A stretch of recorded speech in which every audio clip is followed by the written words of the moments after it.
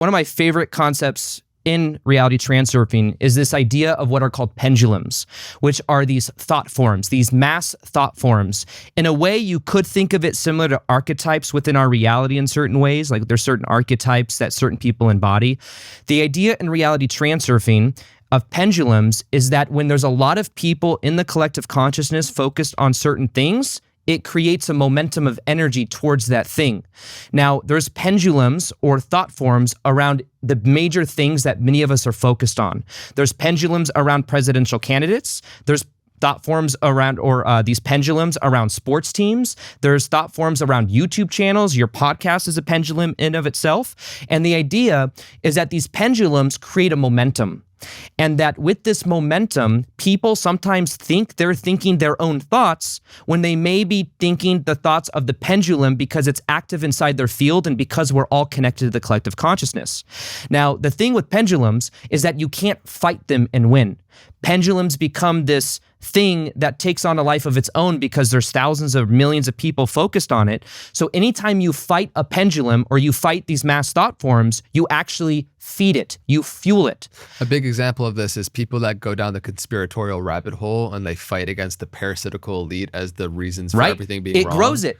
It does. I think people get so caught up with conspiracy theories and what are they projecting onto that reality? They have all the power. They have all the power. It's almost like the drama triangle of the perpetrator, rescuer, victim. And it's like, they're the perpetrator with all this power. And I think it ends up infusing more of that power than they actually have, but it ends up fueling it. I experienced this personally like 8 years ago, kind of before I moved out here. I was with a group of guys where, you know, there is value in understanding what's happening in life and things that are, but to have it to be consumed by it and to feel that you're also part of being controlled by it, then you are feeding it in that way. And I felt that at that time in my life where, you know, I felt like there were these darker, you know, forces at play, whether it's a demiurge or like all these things, you know, it's like, I don't know what the reality of what is actually there and what the intention of certain, you know, I think that largely now I've come to see that what we kind of often attribute as malice can be just attributed to ignorance. You know, there is like a lot of unconscious shadow material that's happening through influential individuals. Right. And there are people that are also have, you know, malice intent too, I'm sure, you know, and so it's like,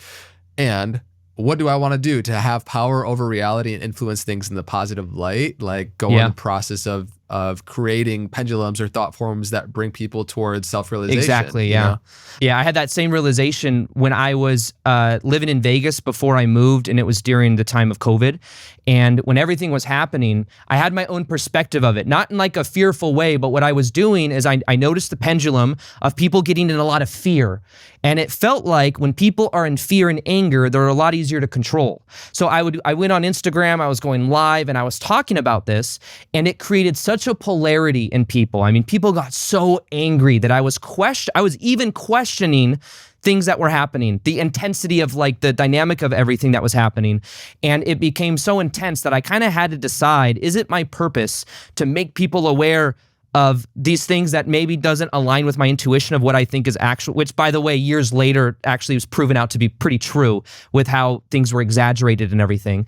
But nonetheless, it was like I had to ask myself the question, is this my purpose? Because I noticed that my dreams were getting darker. There were a lot of projections from people in my audience. And I was like, I can handle this. But at the same time, do I want to be preaching this resistance of like fighting the system? Or instead, do I talk about the other things that I'm actually passionate about that actually brings me more fulfillment, like raising vibration and healing energy and stuff like that. So anyways, I went through something kind of similar where I got caught up in the web of it, you know? Yeah. But nonetheless, when it comes to these thought forms and these, the idea is that the only way you can defeat them is by observing them. You just observe them. Doesn't mean you have to seek to observe, but it's like if you're watching a sports team and you are wanting a team to win and you're really identified with that and they lose, there's like a lot of energy that's being dispelled into that. And you may, you know, lower your energy, but if you're observing it, you're not going to be as emotionally affected by it. Observing it and working towards creating the new reality, like Bucky Fuller's quote, which has been shared so much, you know, not fighting old systems, but make new ones that make the old ones obsolete. Yeah, or Mother Teresa that said like she wouldn't go to like a protest, but like something for talking about love. It's kind of the same idea. It's like we can either focus on like tearing down what already exists. Maybe that makes people aware of it, but it also creates more resistance versus focusing on what reality do you want to create. We're already aware that this reality isn't working, And the idea behind pendulums is that there's these thought forms around different people, presidential candidates even. So the funny thing is that when people don't like a presidential candidate under this idea of pendulums and the mass thought forms, what they do is they say, I don't like you, I'm resistant to you. They end up feeding that. And it ends up actually helping that cause, and then it causes more polarity. But in general, the one with the strongest pendulum wins, whether it's for or against it. Think of like Kanye. Right. Or Trump, or like a lot of polarizing figures that, for better or worse, they are attracting a lot of energy. It's a lot of energy, whether you love them or hate them. It's energy that it moves something inside of you. And the idea behind pendulum has been a game changer with understanding where I put my energy. Like, even I think about this sometimes, this is a more esoteric thought, but when you listen to a lot of mainstream music, and especially certain types of mainstream music, I feel like there's almost similar thought forms, similar energies that you're likely to pick up on by listening to that. In the same way, I think listening to maybe certain mantras or certain things that are done with like a holy divine reverence, it's like there's thousands of people in our collective consciousness or millions of people in the past that have meditated on like peace and love, doing certain mantras. You can also use it in a positive way. So I'm kind of aware of when I get songs stuck in my head, like, not that my energy's so feeble that I'm just going to get sucked into something, but I am aware of like the energy behind these things, because I think that also the subconscious mind is something that runs our life. And the subconscious mind, there's these different metaphors in our reality that we connect to. And the gateway experience, a lot of those meditations are just influencing and interacting with your subconscious mind. But I think it's important to be aware of what these things represent to us.